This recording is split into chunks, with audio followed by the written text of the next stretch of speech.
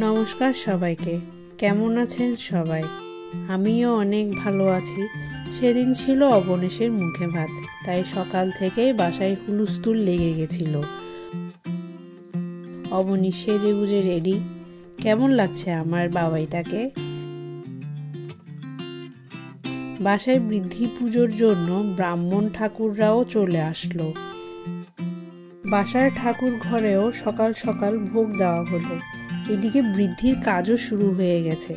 জয় বসেছে পুজোয়। বৃদ্ধি পুজো হলো মূলত আমাদের পূর্বপুরুষদের উদ্দেশ্যে ভোগ প্রদানের মাধ্যমে তাদের আশীর্বাদ নেওয়ার জন্য পুজো করা। এদিকে অন্য আরেক ব্রাহ্মণ ঠাকুর অবনীশের জন্য পায়েস প্রস্তুত করছিল। এই যে পায়েস রেডি। আমিও রেডি হয়ে গেলাম।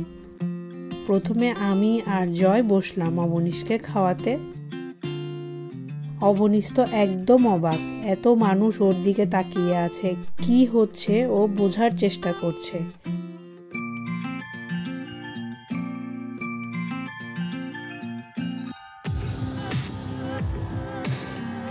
এরপর আমার শাশুড়ি আর জেঠি শাশুড়ি অবনীশকে খাওয়াতে বসলো।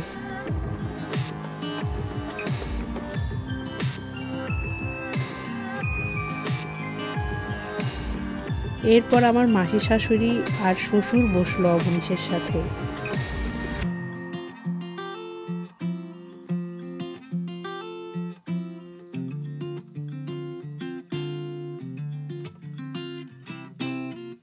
এই যে অবনীশের দিদি, জেঠিমা। এরপর আমরা সবাই রওনা দিলাম বোয়ালখালী কালাচাঁদ ঠাকুর বাড়ি।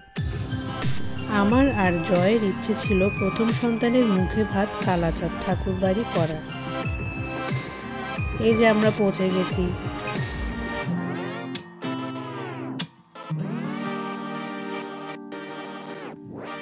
সবাই মন্দিরের গেটে ছবি তুলছিলাম।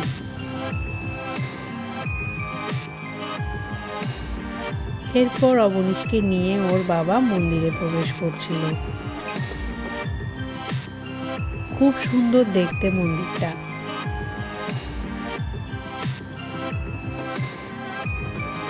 আরো অনেকে গিয়েছিল সেখানে তাদের বাবুদের মুখে ভাত দিতে। কাজে প্রচুর ভিড় ছিল মন্দিরে।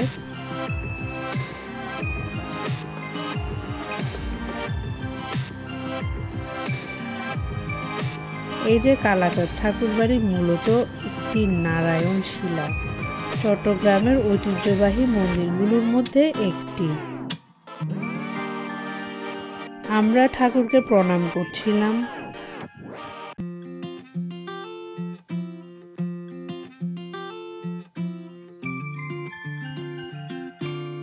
এই যে আমার মামা শ্বশুর আসলো অবনীশের মুখে ভাত দেওয়ার জন্য। আমার মা বাবা দেশের বাইরে থাকায় আসতে পারিনি, খুব মিস করছিলাম তাদের। এরপর মামা অবনীশকে নিয়ে গেল প্রণাম করাতে, আর এদিকে জয় গেল মুখে ভাতের প্রসাদ আনতে। বাসায় বৃদ্ধির ভোগগুলো ব্রাহ্মণ ঠাকুর বলেছিল মন্দিরের পুকুরে বিসর্জন দিতে। জয় গেল সেটা করতে। এরপর মামা অবনীশকে প্রসাদ খাইয়ে দিল।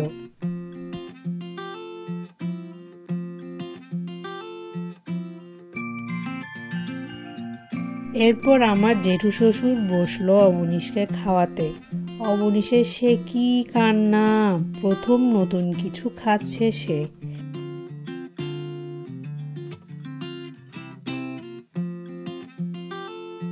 এরপর জয় আর আমি ঠাকুরের প্রসাদ অবনীশের মুখে তুলে দিচ্ছিলাম।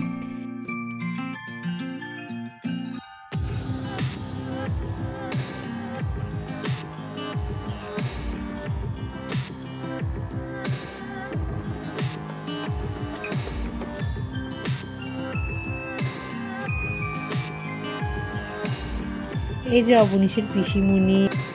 এরপর আমরা শিব ঠাকুরের মন্দিরে প্রণাম করতে গেলাম। এরপর সবাই মিলে ফটো সেশনের পালা এখন।